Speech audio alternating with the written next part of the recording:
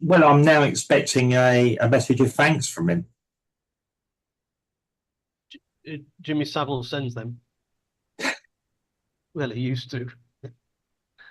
Look, I used to live in Barcelona, Mm. and on a Sunday, if you go to Las Ramblas, which is it's a market area, sort of market area Mm. of Barcelona, on a Sunday in the morning, you'll see all the elderly men sitting around uh, debating things, arguing about things, you know. Some of it pointless, some of it, they had a point. Some of them Yeah. got very excited, some not so much. Mm. Some others turning their backs and that was very much what I saw on the last leaders debate last night on the BBC. All right. Okay. It was very much in the same vein, shouty at times, Mm. half truths and untruths were being told. Right. Uh, which I suppose is was very much what you'd expect from a political debate. Yeah. But, but for me, who stole the show in the debate was a member of the audience, Mm. a guy called Mr. Robert Blackstock, Okay. and he asked, open parenthesis, "Are you two seriously the best we have? Are you two seriously the best we have got to be the next PM of our great country?" Now, it showed other audience members the expression. Some were hysterics. Some Mm. were really shocked that he asked that, you know. Mm. You said it. Yeah. Yeah. But I mean, it's funny because I think that question needed to be asked. Mm. It needed to be put out there. Yeah. Uh, and basically, that summed up the quality of the debate, in my view. That question it summed up, Mm. what both candidates, uh, the total of both candidates, if you like. Yeah. Exactly. Yeah. This morning in a podcast, a guy Mm. called Rory Stewart, he's an ex-politician. Mm. He's bright spark. He's a Yeah. really interesting person to listen to. He also asked, was this debate necessary? And the Mm. answer is, of course, no. Mm. No, Yeah. because they didn't say anything new. The two candidates didn't say anything new. Same old, same old. Yeah. Editors just to put their face on the screen Mm. for no other reason than self gratification, I suppose. They they you know because it didn't serve anything. Didn't serve anything. They didn't say anything Yeah. to you know. But anyway, not to dwell on the hot air. Mm. Tonight there's going to be another debate. This time on the other side of the Atlantic between Joe Where Am I Biden Yeah. and Donald Orange Man Bad Trump on the CNN channel. Right. CNN channel needs it to hold the debate because ratings are down on CNN a lot Mm. Yes. and money is getting really thin. It's getting Mm. really thin on the ground. Yeah. And they're about to get sued again, once again. Mm. They just because they don't know when to stop. Yes. We remember the Covington boys, the Mm. tale of the Covington boys and the Indian. Yes. Yeah. CNN trying to make it look like the Covington boys had advanced on the Indian when really it was the other way around. Yeah. Either. Yeah. They got they got a truckload of money Mm. from CNN, and then of course Kyle Rittenhouse, when Yeah. CNN called him a murderer, that was a mistake. Yeah. because he was found not guilty. Yeah. So that was another Ching that was ching. another Yeah. truckload of money.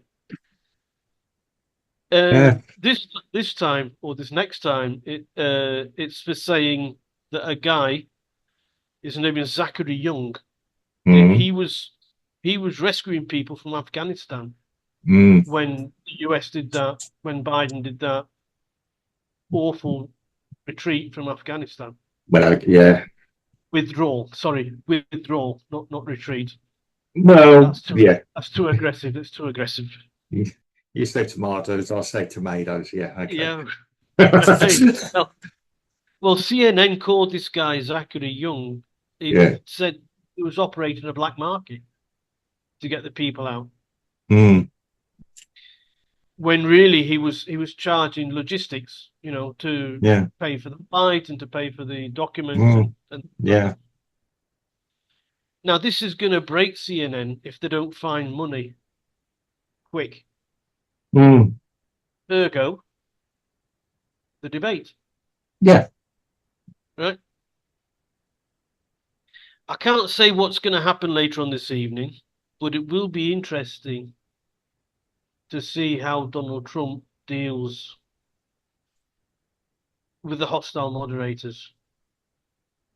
We know that Yeah. Jake Tapper Yeah. likens Trump to Hitler Right. in the past, and he's really Jake Tapper is really really left wing, Okay.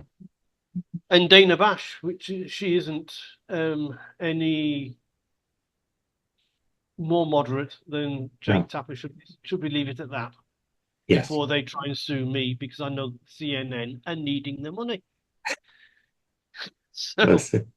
Well, I yes. think it's I think the debate's going to be televised. I think it's 8 o'clock Eastern time, Yes. which That'll is be. 9 o'clock our time here Yeah. in Brazil. Okay. I reckon these debates normally are 8 o'clock, aren't they? It's 8 or Yeah. 9 o'clock. Yeah. Yeah. Peak time, viewing time. Yeah. Yeah, just to let everybody know they have to be on the toes at that time if they want to watch it. I think it'll be interesting. So Yeah. Well, as I this don't is. as I don't have a horse in that race, you know, it'll be interesting to watch. Yeah. Okay. Now, our debate's useful.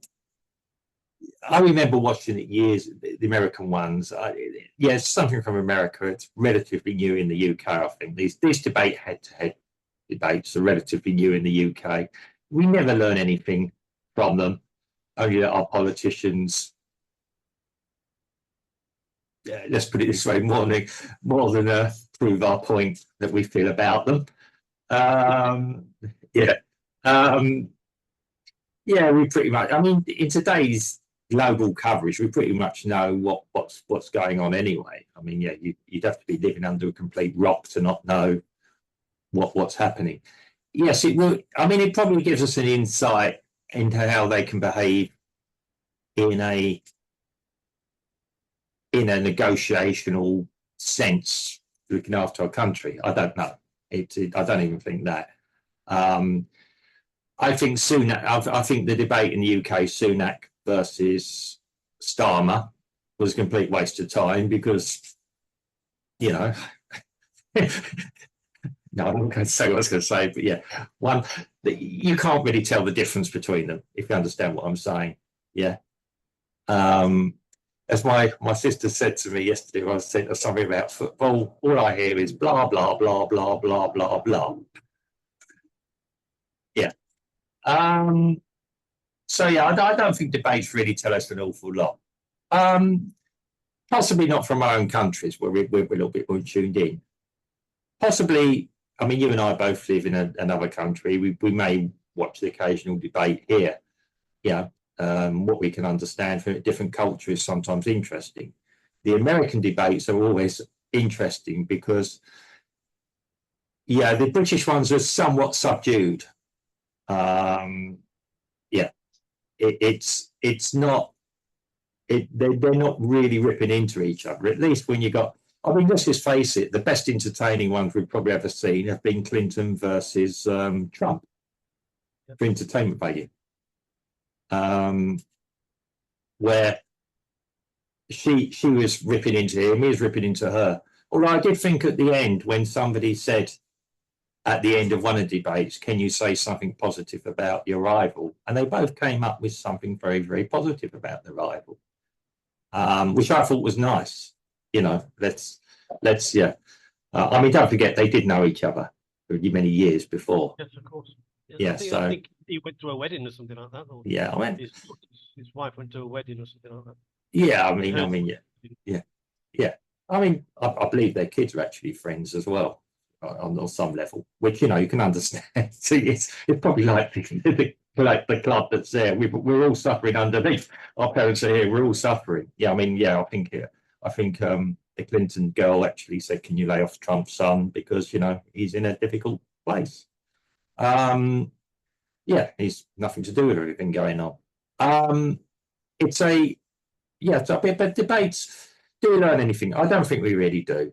We watch it for spectacle. There's no real got you moments because there can't be. We all know that now somebody gives an interview on a TV channel, it's on YouTube within 2 hours, and we can watch it over and over again and scrutinise it, which is why I can't believe that people even think that we actually take sound bites seriously. We have the ability to find things in context now. It's not like we're reading an interpretation of a journalist thing. We can watch it. Well, I won't say in real time, but we can watch it and then watch the expressions and everything ourselves. Yeah, I saw clips. I'll be quite honest, I didn't bother watching it last night. I saw clips of it because I knew you would be. So, but I made sure I was aware of what happened and that at the end of it. Yeah. Again, you know, I would admit, and I totally agree with the gentleman who asked the question at the end or made the statement, because nobody's going to answer that one, by the way. I think they are. Yeah. Robert Blackstone. Well done, Mr. Blackstone. A name to be revered. Yeah. Yeah. Somebody did to say it was another it was a politician who was notably absent. Best campaign. Which is ever. I don't know how Robert Blackstone managed to get through the doorway. His balls were that big.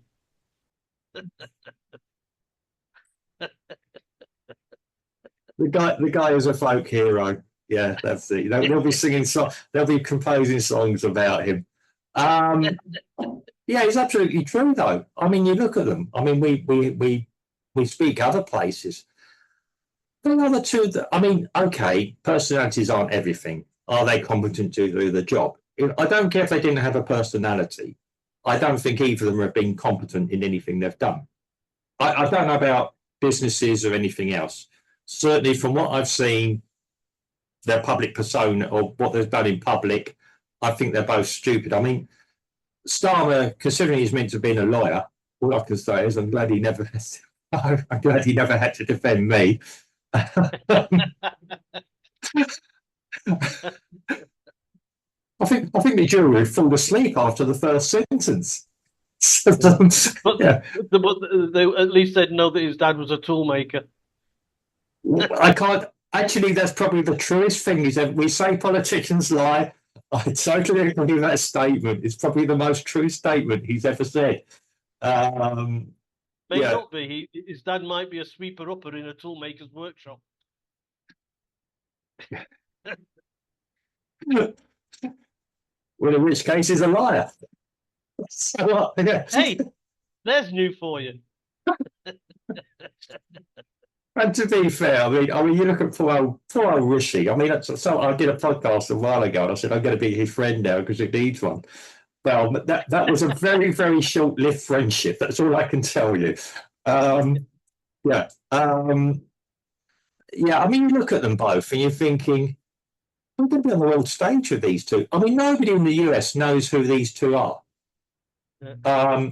I was dealing with a Brazilian this morning, a client that's Brazilian, and he's saying that your Prime Minister Liz Truss. Yeah. What? Oh yeah, we know. No.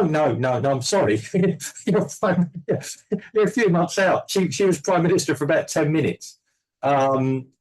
Yeah, and they know about her. Rishi seems to have gone under the radar. Starmer, nobody's really that bothered about. I mean, I know we no longer got an influential empire. And yeah, okay, maybe, yeah, we have to accept that we've not got the standing in the world that maybe we'd like to pretend we have sometimes.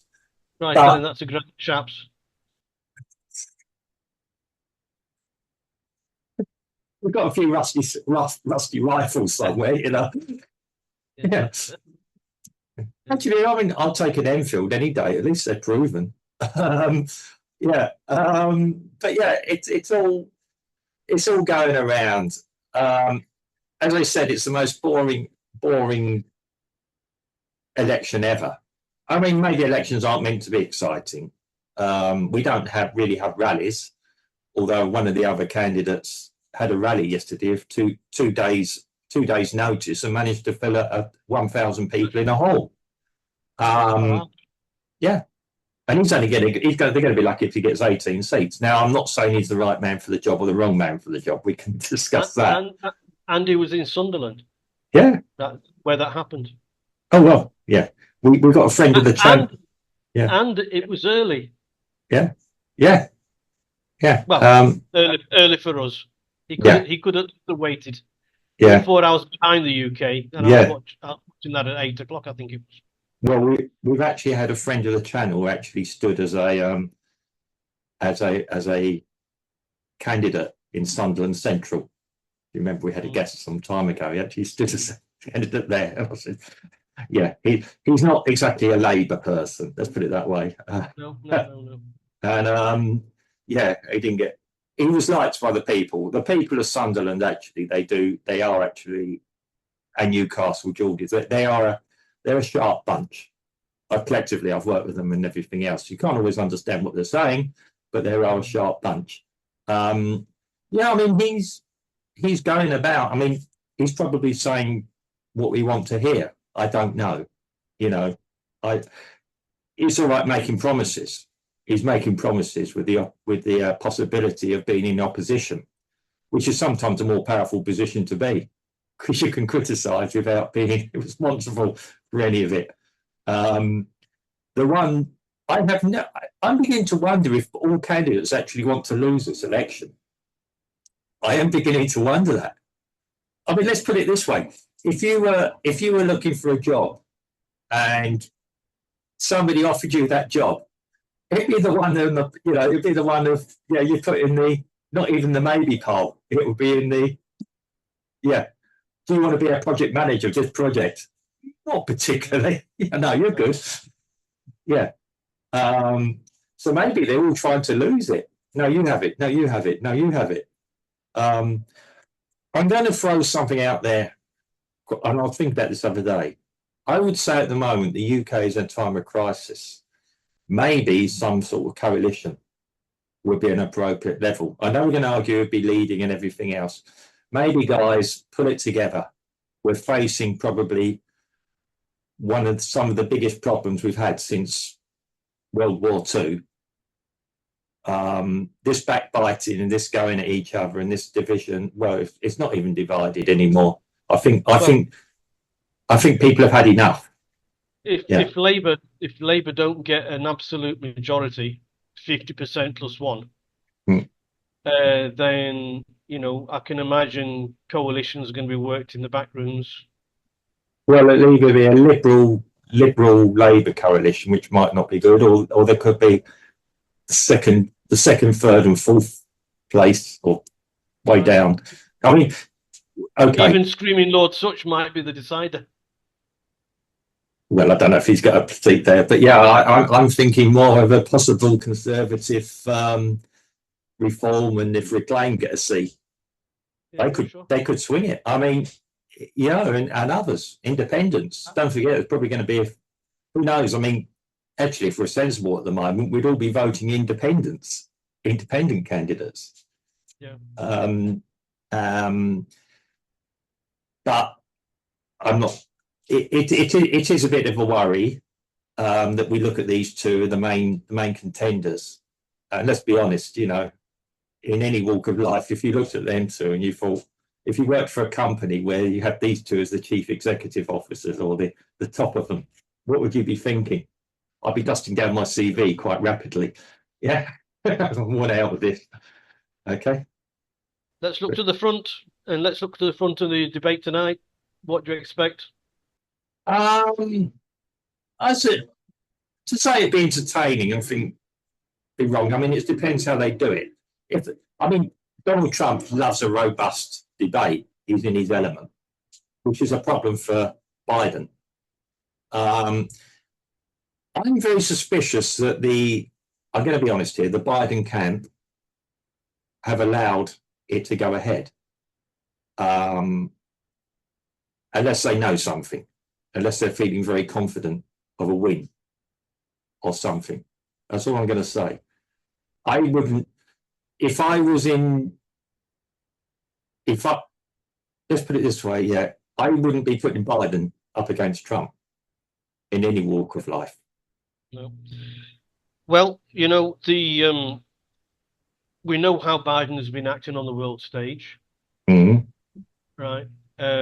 We know that the right has been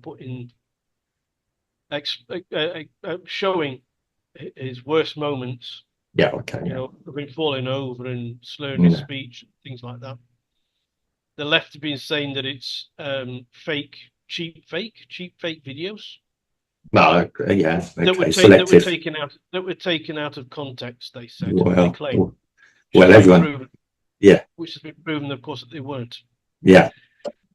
And yesterday on MSNBC, which is a very, very left wing news. I wouldn't even say news channel. It's a little bit like GB News, which isn't news. Yeah. It's more discussion than news. Yes. They were showing false economic reports, graphs, to show that who put the US in debt was actually Donald Trump in his tenure, and not Joe Biden in this tenure. So that there's to try and appease the left wing voter, to try and convince them that all this thing about because they know that Trump's going to go on about the economy. Oh yeah. And Biden's going to try and say no, but that's your fault because of what you left for me to work with. But if Trump was a wise bloke, he'd talk about immigration, or rather illegal immigration. He'd talk about the wars that are going on and how he could stop it, but Biden can't. Okay, well that's a majority of them now. Yeah.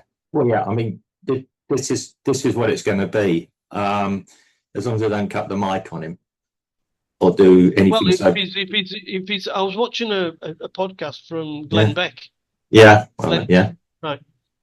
And Glenn Beck said that a good strategy for Trump, for example, is to not answer the question that the moderators ask, but just to say what he is going to do when he's elected. Yeah. Right. Because once the moderators ask a question, it's like allowed a minute or 2 minutes to respond. And if they insist and ask the question again and give him another 30 seconds, he just needs to carry on with that with that tack. Bone time. And show how Biden is screwing everything up.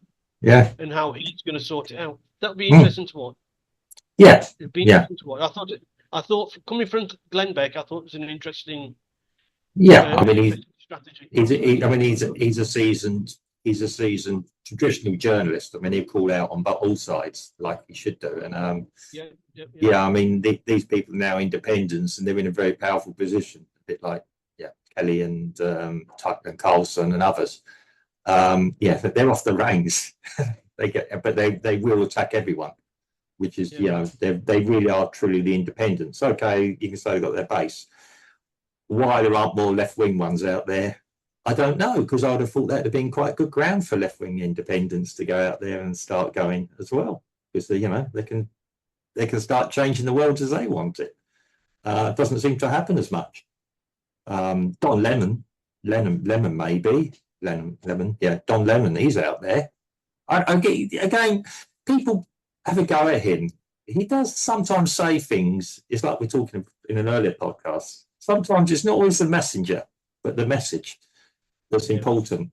Yeah, I'm not against anyone. I will sometimes, we'll talk about George Galloway. Okay, we talk about elections in the UK. When you listen to George Galloway, interesting to listen to. I probably don't agree with a majority of the thing he says. I like the way he says it, and he stops and gets me thinking. Yeah. I mean, he agrees a lot with Nigel Farage, which is weird. Well, not weird. Common sense is common sense. Doesn't matter where it comes from. He's not He's a bit like Farage. He's not working with any particular agenda. I would probably not vote for his party or even him. I think he's a brilliant person asking the right questions. Yeah. I'd actually like to see a debate between Farage and Galloway. I think that would be the most insightful one we could ever see, because they're both very, very sharp minds. They don't do from a script or auto cue or anything else. They don't turn the back, and they both like a little bit of a scrap. Let's be honest about it. They both in their element. Yeah. I think that would be good entertainment, and we'd probably come away a lot wiser about how the world operates in their world.